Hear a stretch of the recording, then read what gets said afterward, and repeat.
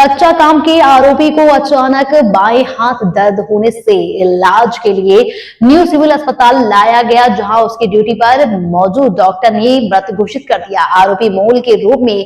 नवसारी मुस्लिम मोहल्ले के रहने वाला है और 5 साल से सेंट्रल जेल में उम्र कैद की सजा काट रहा था। सूरत, गुजरात। आज हिंदुस्तान टीवी न्यूज चैनल से ब्यूरो रिपोर्ट। जेल खाते एक कस्टोडियल डेथનો બનાવ બનેલો છે, જે સંદર્ભે અત્રે હાલમાં સિવિલ હોસ્પિટલ ખાતે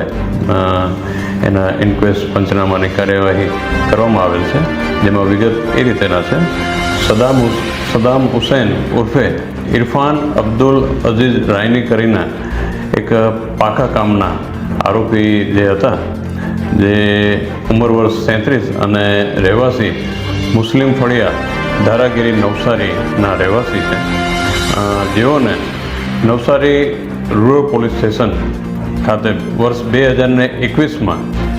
આઈપીસી કલમ 363, 366, 376, 2JIN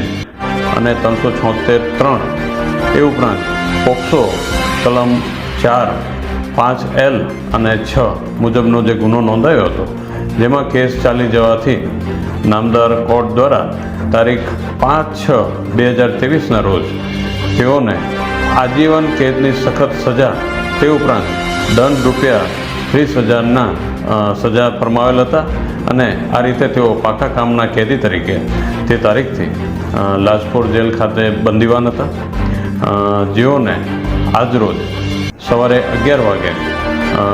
જે કહેવાય કે ભાઈ એમના અચાનક ખભાના ભાગે દુખાવો ચાલુ થતાં ફરજ પરના જે ડૉક્ટર